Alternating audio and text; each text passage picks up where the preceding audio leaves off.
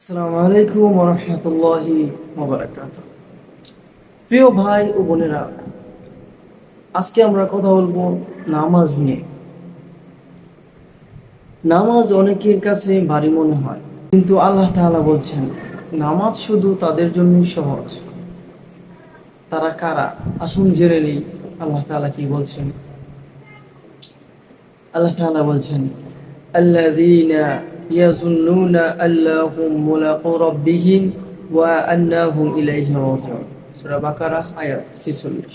যারা দৃঢ়ভাবে বিশ্বাস করে যে তারা তাদের রবের সাথে সাক্ষাৎ করবে এবং তার কাছে ফিরে যাবে। এই আয়াতের ব্যাখ্যা: দুনিয়ার ব্যস্ততার মাঝে আমরা নামাজকে অনেকেই ফেলে দিই, নামাজ পড়ি না, মনে হয় সময় নেই, কাজ আছে, ফোন আছে। কিন্তু একবার ভাবুন তো,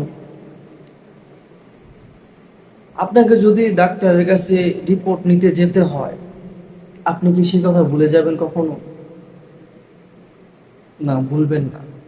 যদি সামনে পরীক্ষার দিন হয়, আপনি কি পড়াশোনা বাদ দিয়ে দিবেন?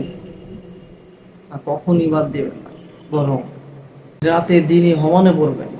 কারণ আপনি জানেন হিসাব দিতে হবে। ঠিক তেমনি একজন মুমিন জানে একদিন আল্লাহর সামনে দাঁড়াতে হবে। সেদিন কারো টাকা, চাকরি, বন্ধু কোনো কাজে আসবে না। শুধু নামাজ আর আমলে সাহায্য করবে আপনাকে, আমাকে।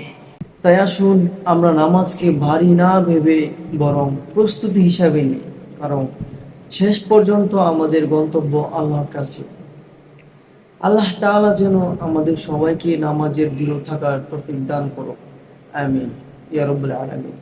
আল্লাহ তাআলা যেন আমাদের সবাইকে সঠিক জ্ঞান দান করেন, সঠিক বুঝ দান করেন, যেন আমরা পাঁচ ওয়াক্ত নামাজ জামাতের সহিত আদায় করতে পারি। আল্লাহ তাআলা যেন আমাদেরকে এই তৌফিক দান করেন। আল্লাহ তাআলা সবাইকে এই কথাগুলো বোঝার তৌফিক দান করেন। আমিন ইয়া রাব্বুল আলামিন। সুবহানাকাল্লাহুম্মা রাব্বানা ওয়া বিহামদিকা আশহাদু আল্লা ইলাহা ইল্লা আনতা আস্তাগফিরুকা ওয়া আতুবু ইলাইক।